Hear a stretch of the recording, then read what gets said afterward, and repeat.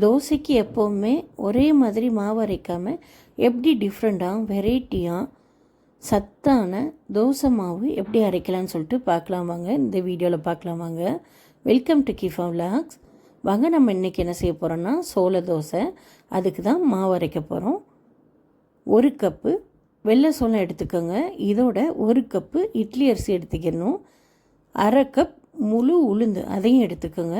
1 table spoon வெந்தயம் சேர்த்துக்கோங்க. வெந்தயம் சேர்க்குறதுனால நல்ல கலர் கொடுக்கும், தோசைக்கு நல்ல கலர் கொடுக்கும். இதை 4-5 தண்ணி நல்லா அலசி எடுத்துக்கோங்க. நல்லா க்ளீன் பண்ணி எடுத்துக்கிடணும். இப்போ இது மூழ்கிற அளவுக்கு தண்ணி சேர்த்து 5 மணி நேரம் ஊற வைக்கணும். 5 மணி நேரம் கழித்து எடுத்து பாருங்கள்.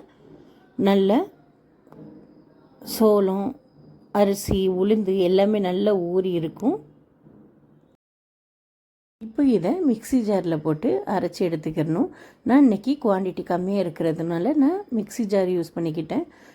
குவான்டிட்டி அதிகமாக இருந்தால் கிரைண்டரில் போட்டு அரைச்சி எடுத்துக்கோங்க.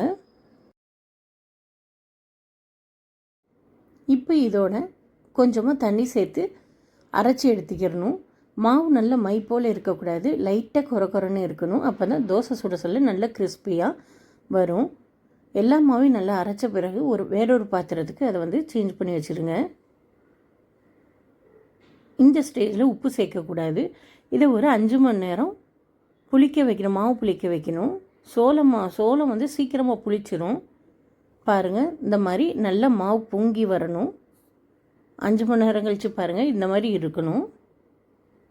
நல்ல மாவு புளிச்சு இருக்கும். இந்த மாவுலேயே நம்ம இட்லியும் சுடலாம், தோசையும் சுடலாம்.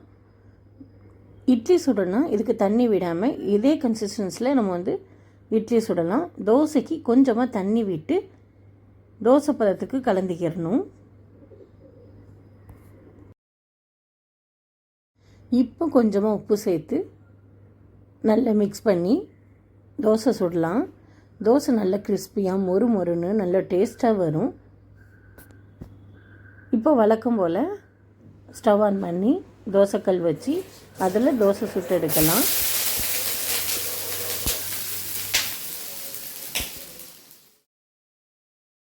நான் சொன்ன ரேசியோவில் நீங்களும் தோசைக்கு மாவு அரைச்சி பாருங்கள். தோசை நல்லா கிறிஸ்பியாக நல்லா டேஸ்ட்டாக வரும். கட்டாயம் ட்ரை பண்ணுங்கள். இந்த மாதிரி ஹெல்த்தியாக பசங்களுக்கு செஞ்சு கொடுங்க. கம்பு, ராகி, சோளம் இந்த மாதிரி ஹெல்த்தியாக தோசை செஞ்சு கொடுங்க. இதோட ரெசிபிலாம் என்னோடய சேனலில் இருக்குது, தேவைன்னா போய் செக் பண்ணிக்கோங்க.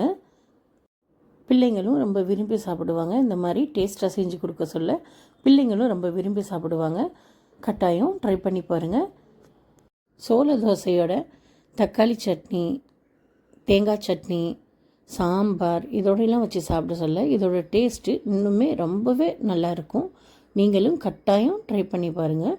ட்ரை பண்ணி பார்த்துட்டு எப்படி வந்துச்சுன்னு கீழே கமெண்ட் பண்ணுங்கள். என்னோடய வீடியோ உங்களுக்கு பிடிச்சிருந்தா லைக் பண்ணுங்கள், ஷேர் பண்ணுங்கள்.